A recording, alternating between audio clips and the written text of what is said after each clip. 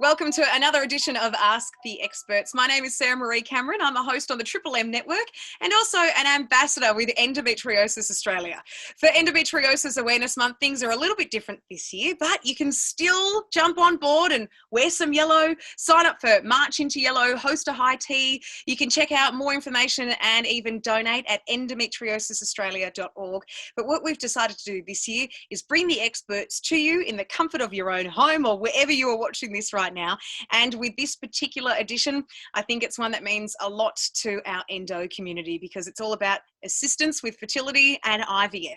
Joining us all the way from Perth, we've got Professor Roger Hart. Thank you for joining us. And we have you on board to talk about assistance in the fertility region because of your fine credentials. Whereabouts can people get a hold of you? Hi there. I work at Fertility Specialists in Western Australia. That's my practice, the IVF unit there. I am a Professor of Reproductive Medicine at the University of Western Australia. On my public practice, I lead the State Fertility Service for Western Australia through King Edward's Hospital. And in Adelaide, Associate Professor Louise Hull. Thank you so much for joining us today. Where can people find you and get in touch with you? So I work at Embrace Fertility, which is an IVF service in South Australia and Adelaide.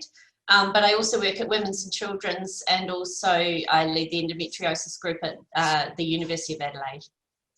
Wonderful. Well, thank you so much, both of you, for being part of this Ask the Experts panel. Normally, we would be doing these individually at each state, but obviously things are a little bit different this year with Endometriosis Awareness Month. Now, the first question that we got sent through was sent from Anonymous and said, should you have excision surgery before moving to IUI or IVF, or are there other risks that would prevent you from being able to proceed with fertility treatments and miss your opportunity for a child or children altogether? Roger, I'll send that one your way. Great. Well, thanks so much for the question. Thanks for having me. Absolutely, it's a very, very typical scenario.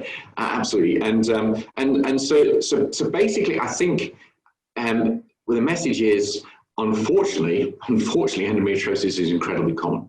And many women will go through their life, will be never diagnosed, but will have had a fantastic reproductive life in terms of having a full family. But there are many women that it may produce problems. So not every woman needs surgery. Absolutely, that's the main message. Where it really has its place is with pain. Where pain is the overriding symptom, it is a fantastic treatment. And there's many experts around the country that will be able to assist you with that. So fertility is a secondary indication. It's not an overriding indication for surgery. So I would hesitate in encouraging patients to seek surgery for fertility where pain is not a major concern. I mean, certainly it has its help in facilitating conception. I can think of many patients who unfortunately have maximum pain mid-cycle when they're ovulating, and it therefore precludes intercourse at mid-cycle. So it's obviously it's a major need in that situation to alleviate their discomfort and help their relationship. So absolutely, surgery for endometriosis, excision surgery, will improve natural conception because it facilitates intercourse for many couples. But the question really alludes to, should it be done before IUI treatment or IVF treatment? And that is less certain, absolutely. Certainly a woman who's got significant endometriomas, they're big cysts of endometriosis within the ovary, that may facilitate getting eggs at egg collection. It may facilitate making the ovaries more accessible to have eggs collected. Because sometimes there's lots of scarring in the pelvis, those ovaries may not be readily accessible for an egg collection. The downside to that is, though, unfortunately, surgery can actually potentially damage the ovary. And a poor surgeon, I often say, you'd be called the devil, and they see, you're damned if you do, damned if you don't. If you operate, you may actually sort of, in theory, reduce the eggs or ovarian reserve in the ovary. But if you don't, the woman's got these dreadful ovarian cysts with endometriosis in it, which are causing discomfort. So it is a very difficult decision. So I'd certainly encourage the poor patient with the endometriosis to seek an expert to talk about this. So overall, does surgery improve the success of IUI and IVF? And unfortunately, the answer is no. And there is no really great evidence for that. But surgery to alleviate pain and surgery to facilitate natural conception because you're relieving pain, absolutely. So I think that's the measured discussion, and it's a fantastic question. Thank you. Yeah, absolutely. It certainly does help with that life balance there. I can vouch for that, having a couple of surgeries myself. Now, there have been plenty of questions that have been sent through about freezing eggs. And these questions have been sent from multiple people asking over a range of ages as well. So, Louise, if I could direct this one to you. And one of the questions I actually want to highlight, but I think you probably would be able to cover all of those questions that have been sent through about the eggs, is someone has a concern about seeing endometriosis signs in a teenager and wants to know if they should preemptively go and freeze eggs. I think it is something that, again, you would really need to go and see a doctor. Probably one of the really important parts of that is finding out how many eggs you have. And when you're young, when you're a teenager, you usually have lots and lots and lots of eggs. We know endometriosis can make them a little bit lower, but usually they're pretty well preserved. And when you're young, it's quite difficult to go through an IVF cycle. So I think knowing the egg numbers really does help. And we can find that out a little bit from scans and also a blood test called the egg timer test or an anti-Mullerian hormone test. And just having some idea of the egg numbers, if there are quite a lot of them, then I think it's quite reasonable to wait a little period of time until you're a bit older and just find the whole experience of IVF a bit more reasonable. Obviously, if the egg numbers were lower, then there's more consideration about when to freeze. But most people would generally think about it more in their late 20s, early 30s. But I think it's important to know your egg numbers, because we do sometimes have teenagers that have very low egg numbers that we might think about it. And it's generally for other reasons than endometriosis, but that's probably the thing that's the most important is the egg numbers. The second thing is then going to be if you're going to have more surgeries. And I think it's always worth thinking about, do you want to know about the egg numbers before you go to surgery? Because you can sometimes freeze eggs before surgery, or you can think about it after, but the surgery may drop the numbers. So that's always a thing to just think through if you're considering a surgery. But I think for young people, it's quite hard to do IVF. So as long as the numbers are well maintained, it's probably worth thinking about it again when you're a little bit older. Yeah. So I guess the key there is just doing that investigation and to find how many eggs you're working with, really no matter what age, because there were questions being sent through asking if 40 is too late. Absolutely. And again, it's at 40, the quality of the eggs can be impacted by age, but endo impacts them as well. So when you get a period, the tissue from endo breaks down and the immune system has to come in and clear that tissue. Whereas the lining of the womb leaves your body. And it's that inflammatory environment that can impact on both the egg quality and the numbers a little bit. And so as you get older, that's something you have to be more wary of too. So we generally like to freeze eggs before 40 if we can, but we have to have a look at how many there are and what that would look like. And again, I think it's something that you do need to talk through with your doctors, but there may be quite a lot more than average for some women, and it might be something to think of. Absolutely. Thank you very much for that. Now, Roger, back to you for this one, because it is in regards to, some people who might be frightened about their fertility options, because endometriosis sometimes just rings alarm bells. As soon as someone's diagnosed with it, they think that might be the end of the road and that they're going to need, divine intervention to have a family. And it isn't always the case. But Jennifer has sent through, what age should you consider fertility options when having endometriosis?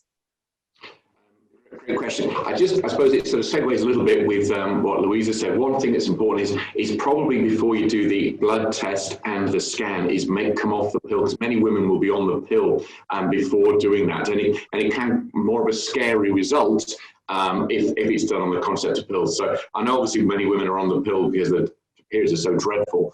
But just have a chat with your doctor first before you do that test. So yeah, so this question alludes to what age? I mean, that's a fantastic question. What age? I mean, there's never, you know, I think for any couple, when's the right time to start a family? There's never seems to be the right age. But one thing that really need to have in mind is, what is your aspiration for your family size?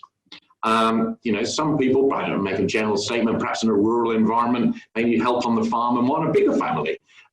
You know, some people are taking the decision to perhaps just want one child. And so that really does depend on the aspiration for a family size. But certainly, as Louise has sort of said, perhaps sort of talking 30 and early 30s, if you haven't started a family and significant endometriosis, then really should start to think about it. Because as Louise has quite rightly said, it's a progressive disorder, potentially damaging the eggs and creating a hostile environment for fertility. So there's no two ways about it. There's some great treatments to sort of, as I always describe it, keep the lid on endometriosis, to sort of protect the ovaries, protect the woman from the progression of endometriosis, like the pill, Visal, the Mirena, IUCD.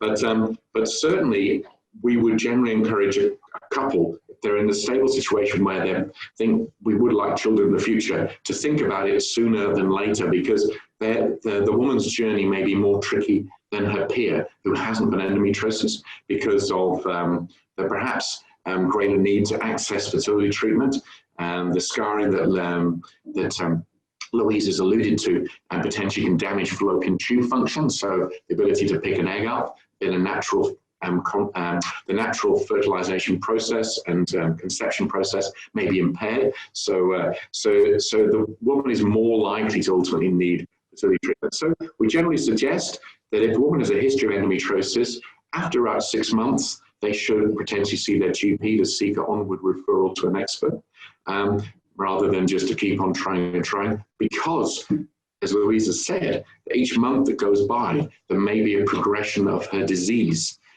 So that's important. And it'd be dreadful if you spent 2 years of trying and actually found out her partner's sperm count was terrible. Yeah. A disease has progressed. You know, women take this continual opinion that it's always their fault. You know, they blame themselves. It's not true. You know, half of it is male related. So she just doesn't think it was my endometriosis that stopped me getting pregnant. No, it's often actually that Fred's sperm's not so chipper, you know. And so absolutely, if I'd say this to any couple who are trying to get pregnant, if there's anything that they think in their history, whether he's had some major testicular surgery, undescended testicle, if there's anything in their history that they think that might limit their chances of getting pregnant, after 6 months, they should seek advice rather than run the risk of their disease or whatever progressing. So great question. So family size is important, and the fact they need to seek, once they're in the situation of wanting to start a family. I never encourage a couple to start when perhaps it's not appropriate, because that can also lead to all sorts of problems later in life. When they think it's right, then's the time to start, but leave it 6 months before they seek advice. I think that's a lot of great advice there. And I'm glad you brought up the thing about how you've got to investigate the male side as well. If you're dealing with a heterosexual couple, I know someone who has endometriosis was blaming herself for not getting pregnant, and it turned out that her husband had a low sperm count, and that actually her endometriosis wasn't hindering the process whatsoever. Absolutely. And that is definitely something that comes up.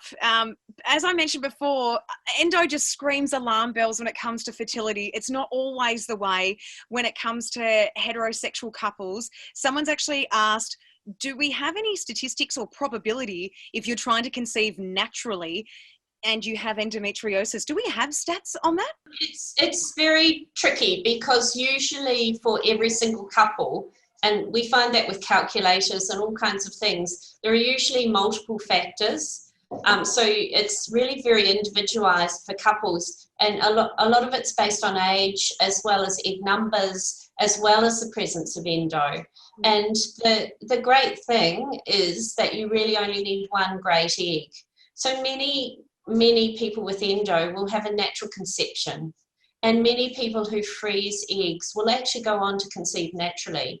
So I always think with endo, there's not a lot of rhyme or reason, and you only need that one great egg. So The stats out of IVF are not that different from all the other people who do IVF for endo, but what we do know is you get slightly lower egg numbers and slightly lower embryos. But if you can just find that one great one, then the stats are fairly similar. Yeah. So it's actually quite hard to see a difference, and they do see small differences. It's a little bit harder with large numbers. But, you know, quite a lot of the time we can find that one great egg. And there are quite a lot of things that you can do to help once you talk about IVF in terms of the medications. We often use slightly tailored medications. We've got antioxidant medias. We've got different ways of handling eggs and sperm that we would individualize for any type of fertility problem. But yeah, people often do very well. It's just that, so the advantage of doing things like freezing is more about egg numbers. When you freeze things, if you don't, for example, if you don't have a partner when you're younger, and as time goes by, we know the quality of the eggs will change if they're in your body. If you freeze them, they retain the chance of pregnancy of the age you are when you freeze them. So the womb doesn't really age, but the eggs do. And so that's really why people get freeze eggs, more to give them a bit more security about not knowing what the future holds. But a lot of people do get pregnant, and even when you do IVF, you only need that one great embryo that's going to stick. And so, you know, and again, as time goes by, we just get better and better at what we can do in the lab, and we know how to look after eggs, and we know how to do that. And the surgeons get better as well. So, you know, we don't see the surgeries where there's been a huge damage to the ovaries the way we might have 10 years ago. Yeah. So we understand it better too. So, and people don't do surgery after surgery after surgery, and the surgeons ring us and say, look, I'm worried about this surgery, should we freeze eggs first, and things like that. So people are just a lot more aware now, which is great, and they just want to moderate risk, really. I'm glad you mentioned a couple of times then that you're just looking for, you know, one good egg and one good embryo there, because it's true, that is all you need. A friend of mine only got 3 embryos out of her collections and did 1 transfer and got her beautiful daughter. So if you can hold on to that and try and be as healthy and fit as you can. Now, with endometriosis, there is something that does get flagged along the way, and if I can direct this one to you, Louise, it's to do with actually having the injections through the process of doing IVF, and how can that contribute to the growth of endometriosis? That is a little bit tricky, because we usually give you the hormone that makes eggs grow, but we give you it in a much higher dose, because every month a little group of eggs start to grow, and usually one takes over. With IVF, we want the whole lot to grow. And so each egg makes estrogen, and your estrogen levels get much, much higher in an IVF cycle. So that makes the lining of the womb grow a lot thicker, but it will also potentially make endo grow a little bit. So we do have to be mindful about that. And it's hard, we can't really stop that process as such, but ideally you want to have, with endo, the difficulty is really when you get to the period, because often that is much heavier and often much more painful. So I think part of the planning for IVF is managing any pain if we're either going to freeze eggs or if it doesn't work. And there are quite a lot of medications you can use in an IVF cycle for pain, but it's partly just making sure that we're aware of pain as we go through, and also have a plan for if people did get a heavier period. And I guess the other thing, I do have some people who really don't want to cycle. It's just so painful. So that's where getting as much information as you can, so that you're not, you know, you want to get to a pregnancy as fast as you can if you're going to use fertility treatment, so that you don't just have cycle after cycle after cycle. Yeah. And with trying naturally, you get 1 chance every month, whereas with IVF, you'd like to get 10 to 15 if you can, depending on the egg numbers. And obviously that's 10 to 15 months worth of trying. So part of endo is just managing the length of time it might take, and you know, some people find periods so hard that they want to come off the pill, do IVF, go back on the pill, you know, or, you know, and then have planned frozen cycles so that pain is not such an issue. Yeah. Well, I'm fortunate to have heard so many wonderful stories of friends going through the IVF journey and how supported they are, despite all the complications that they have with endometriosis. So above and beyond anything else, if someone's sitting here watching this, I really hope that they know that people like yourself are just so incredible at supporting the patients and the couples through that journey. And it doesn't have to be as scary and onerous as they might think it could be.